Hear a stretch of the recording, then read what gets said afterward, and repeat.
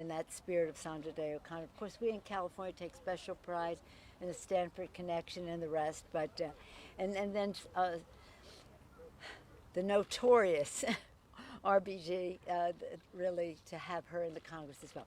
When I became Speaker and even just leader, one of our goals in our caucus and working in a bipartisan way was to have more diversity in the Congress. How could it be that this great country got to the place where it is, was all those white men who were in the Capitol? So we had Rosa Parks, who helped us plan her statue before she left us. She said, "I want to be sitting down." Sojourner Truth, she was not with us when we planned hers. So many other people of color and women in the Capitol. But this is something that people know very well, have seen in their lifetimes, these two women be so courageous, so confident in what they brought to the table. So it's an honor to be here with you, Congresswoman Klobuchar, as chair of the Rules Committee, so important in making this happen. And as I say, anytime you want to get something done in the House, just ask Lois Frankel. She will make sure that it happens. It's an honor to be here with Scott O'Connor, the son of Madam Justice, as well as his wife Joni, and Professor Kelsey Corcoran, who is a clerk to Ruth Bader Ginsburg. You'll hear from them. But I want you to know how excited the members of Congress are, the pride that we take, and the lesson it will be for all young girls and others who walk through the Capitol to see the recognition, well-deserved and appropriate for these two great leaders of our country, for our country's history, making a difference for our country's future. With that, I'm pleased to yield back. Oh, I don't know what the timing is. Do we? I know it's going to be you, Klobuchar, but do we have a design? Do we have a sculpture? Do we have whatever it is? I'm sure you'll have it all taken care of. So the sooner, the better. And with great appreciation to Chair of the Rules Committee of the Senate, Amy Klobuchar. Once again. Thank you so much, Madam Speaker. And again, thank you to Congresswoman Frankel, and thank you to Senator Sinema, who was here earlier, Senator Murkowski and Collins. The four of us sponsored this bill in the U.S. Senate. Also, Congresswoman Dean is here, I know, the co-chair of the Bipartisan Women's Caucus.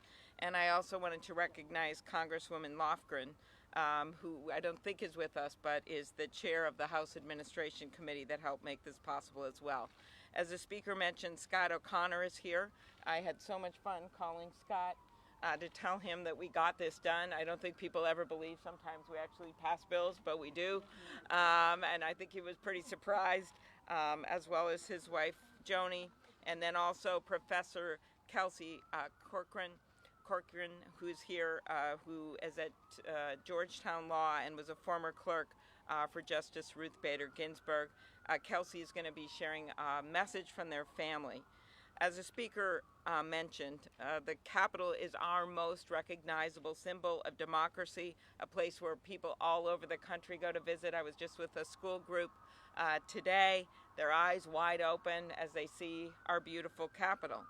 And the issue is that right now it is full of statues that depict so many Americans that, yes, helped shape our republic, but those fortunate enough to spend time in the Capitol quickly notice it's a whole bunch of guys. In fact, of more than 200 statues in the Capitol, only 14 feature women. That's right, 200 statues in the Capitol, only 14 feature women. When I once brought up the similar numbers of senators in the Capitol on the Trevor Noah show, Madam Speaker, he said, if a nightclub had those numbers, they'd shut it down. But we are not shutting the Capitol down. We are opening it up by adding to the numbers for women. We plan on adding more people of color as well to the Capitol, and the Speaker mentioned some of this under her guidance has already occurred. But this is a special day for two families and for honoring two incredible women. Justice Sandra Day O'Connor and Ruth Bader Ginsburg were two leaders who opened the doors for so many women in this country at a time when so many insisted on keeping them shut. Sandra Day O rose from an Arizona cattle ranch to the highest court in the land. Even after graduating in the top 10th percentile of her law school class at Stanford, she struggled to find work as an attorney, as an attorney in the 1950s.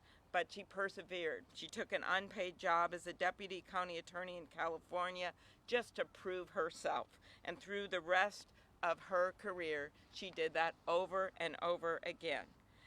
She was later appointed to the County Superior Court in Arizona and then the Arizona State Court of Appeals before making history as the first woman to serve on the Supreme Court. When she left the court in 2006, after serving for 25 years, her commitment to our nation never wavered. I saw her when she came and testified in front of the Senate Judiciary Committee about civics.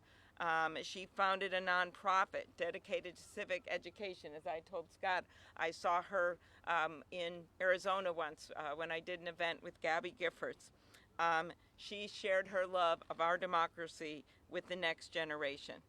We're also, of course, honored to join the clerk of Justice Ginsburg and her family, who I've also talked to many of times remotely here, to honor her, the notorious RBG.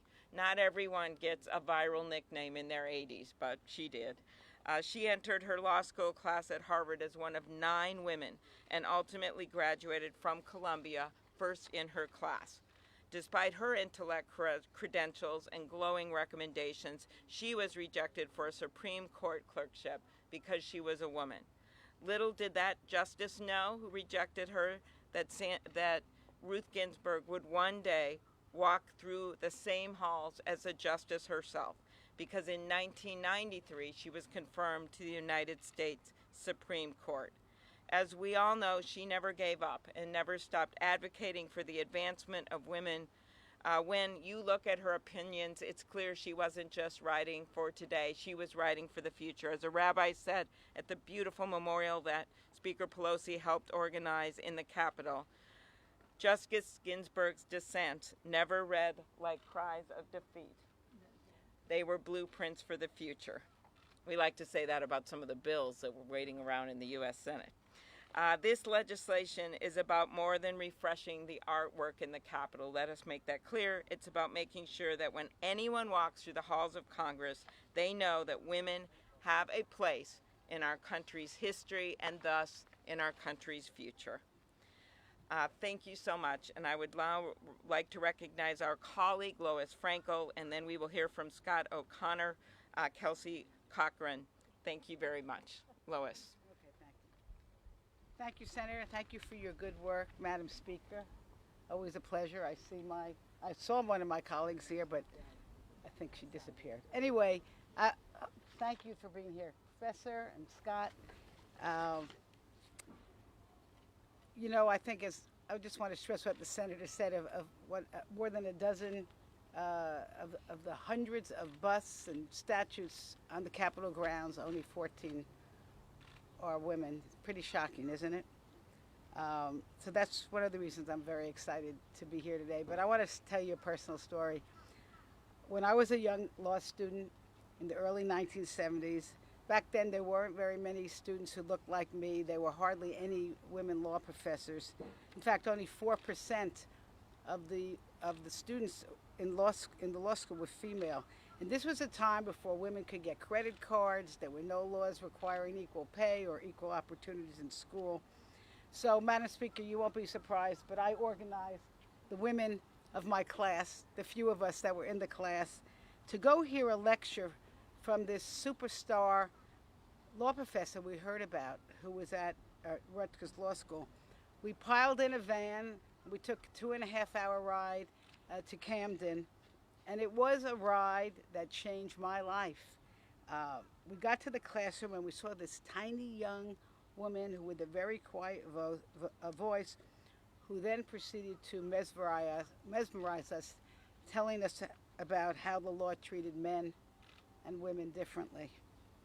And we left Camden that day on a new mission. It was ready to fight for equal justice for men and for women.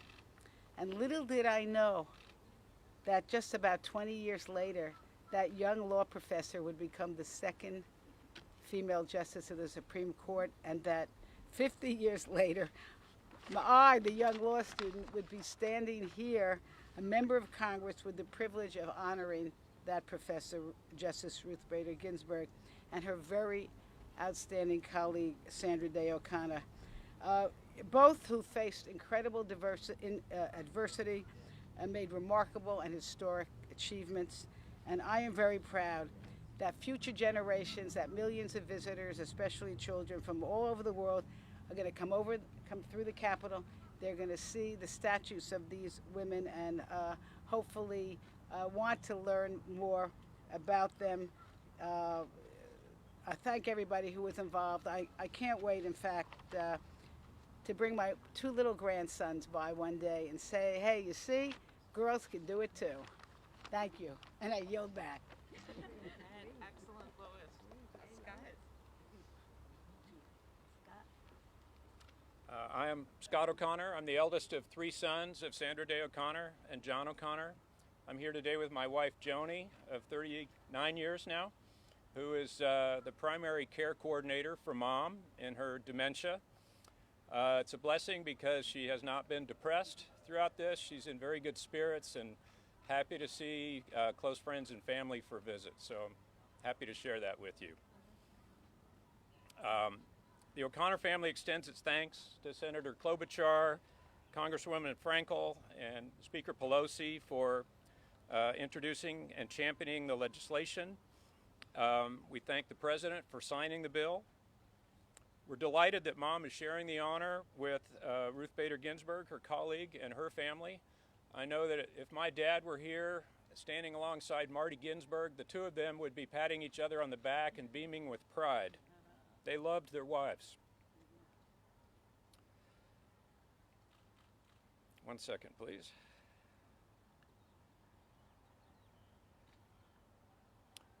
Mom and Justice Ginsburg worked together in friendship and mutual respect, even when they found themselves on opposite sides of cases before the court.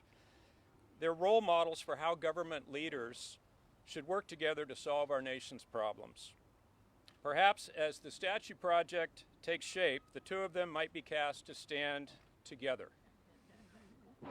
I mentioned that to the Chief Justice earlier today when we got a surprise audience with him. And it didn't take him long to come back with the following response. He says, I'm not sure that would be entirely fair. Your mother towered over Ruth. And then, how would they get the sizing right for that? So I'll leave that up to the architect of the Capitol to figure out. Find a way. Mom's elevation from a rural upbringing and relative obscurity to her role in high office proves America's promise. How was it that Ronald Reagan found her and chose her as his nominee? Myself, as a young man recently graduated from college, to me, the fact that our system worked in finding her was just stunning to me. I had great faith in our system after Mom's appointment that could be possible. She lived a life of public service as a state attorney, a legislator, and a judge. While on the Supreme Court, she traveled to all 50 states and countless foreign countries around the world, fulfilling speaking requests and advocating for the rule of law. In retirement, Mom recognized a national deficit in civics knowledge. Amazingly, in her 80s, she built iCivics.org, a web-based platform which now teaches civics to over 9 million students each year. There are over 140,000 middle school teachers that have passwords for the program because they use it in their classrooms. The program is free, it's nonpartisan, and it's funded through private donations. It's just amazing that happened as yet another career for this wonderful woman. Our hope is that the statues of these 2 heroines will be placed with their stories as role models for our fellow citizens. Thank you.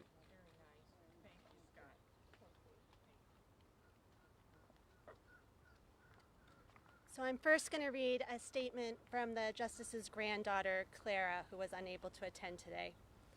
Our family is deeply honored to help mark the grand occasion of the announcement of statues in honor of our grandmother and mother, Justice Ruth Bader Ginsburg, and of her dear friend and colleague, Justice Sandra Day O. The decision to memorialize them in the Capitol's statutory is significant. There are more than 200 statues in the Capitol, and yet only 14 women are depicted. This bipartisan legislation will begin to fix this imbalance. We are especially pleased that the legislation also specifically calls for reaching out to and considering artists from underrepresented demographic groups. My grandmother and Justice Sandra Day O were trailblazers long before their respective nominations to the Supreme Court, opening doors for women at a time when so many insisted on keeping them closed. It is also especially appropriate that they be honored together in recognition of their great friendship and mutual esteem. When they served as alone women on the court, they sometimes found that male lawyers tended to confuse them, even though they looked nothing alike. We trust that the statues will not need to reproduce the t-shirts their clerks gave them one year. I'm Ruth, she's Sandra. I'm Sandra, she's Ruth. The Capitol is our most recognizable system of democracy, a place where people from across our country have their voices represented and heard. It is only fitting that we honor their remarkable lives and service to our country here.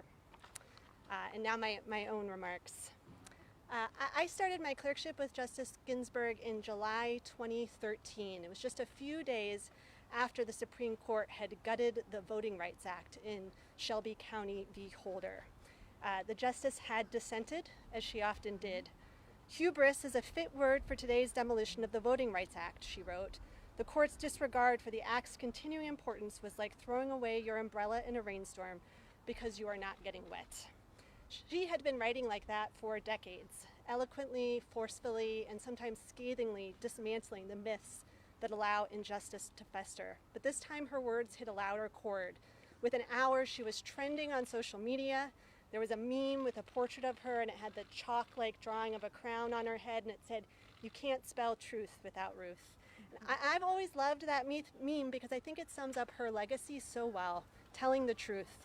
When the justice began her career over half a century ago as an advocate for gender equality, she understood that the ways that our system of law privilege the perspectives of the powerful, and she took it upon herself to name and correct the distortions that result from that imbalance.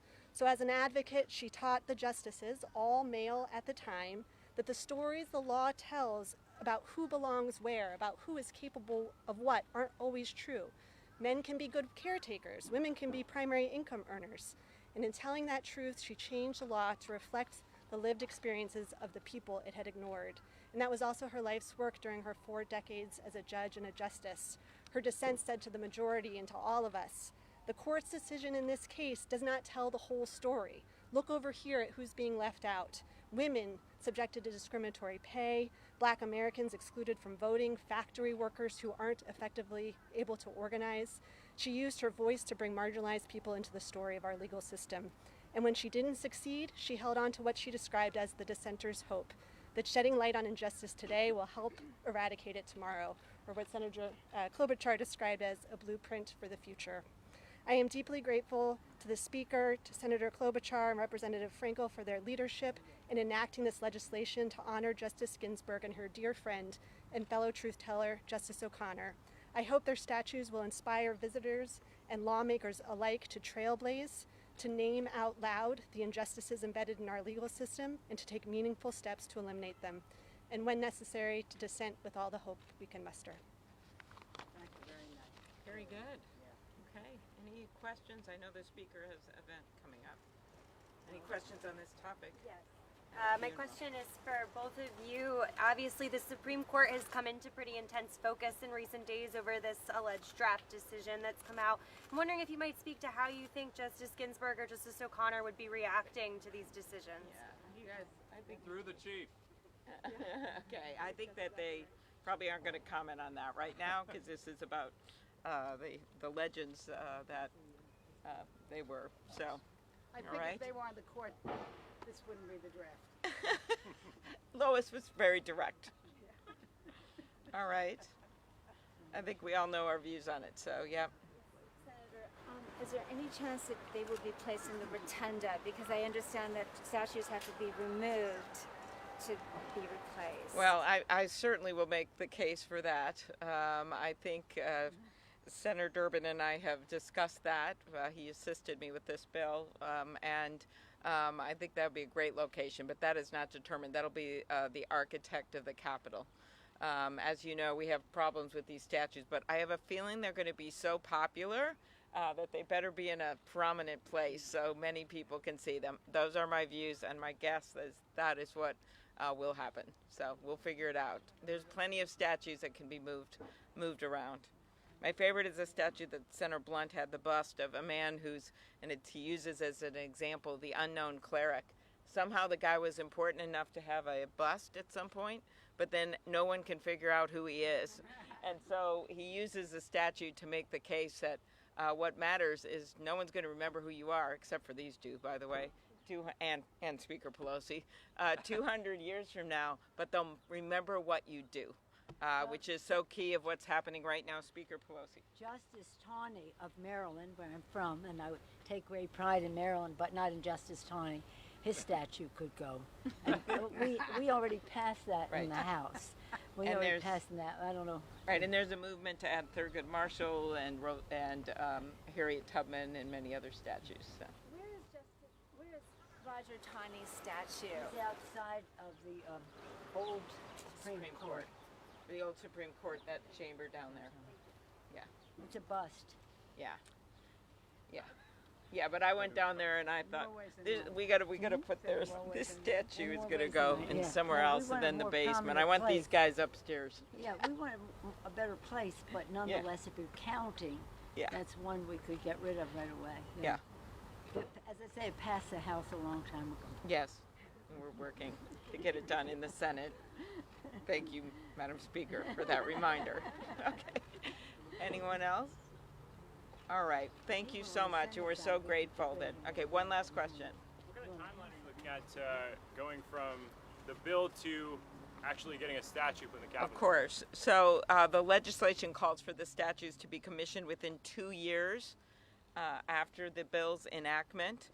And of course, we don't know what this, thank you, Madam Speaker, we don't know what the statues will look like. But the legislation ensures that the Joint Committees of Congress on the Library will consider artists from a variety of backgrounds. And as I noted, actually the legislation calls, I should have done my reading, for these statues to be placed in a prominent location. That to me means no to the basement, yes. So anyway, so that's the timing. Artists submit proposals. And from there we go forward. So we would like to get this done as soon as possible, and funds have already been set aside. So, okay? We're pretty excited about it. Thank you, everybody. Thank you. I loved your story. That was so great. Yeah, thanks. You don't hear much from people who kind of knew her or met her when she was Yeah, I mean, really, you never know where people are going to go in life, right? Yeah. You know? Can't wait to be invited back to the unveiling. Oh, yeah, that'd be great. or maybe things in between we'll have to figure out. Anyway, thanks for getting it done in the Senate. Yeah. You made it easy in the House. Yeah. Yeah, well, we had to start in the place where things go to die. What did I say? Oh, you got it. Right. Oh, I call it the cemetery. So, yeah, that was the way to do it. And then we also had the other issue of these other statues. That was.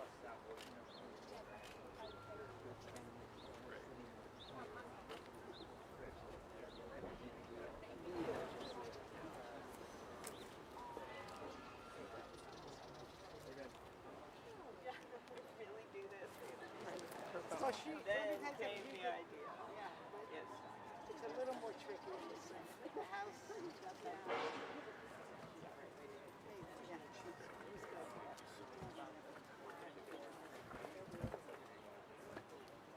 It was a way to do it. Yeah, actually. You want to hear something funny? Mom was invited to the White House. President Obama was saying that we needed to get it accomplished that members of the House and Senate would only go home every other week. And weekends they stayed in Washington. They had to go bowling and play golf with members across the aisle because they couldn't become friends or get anything done. And she said,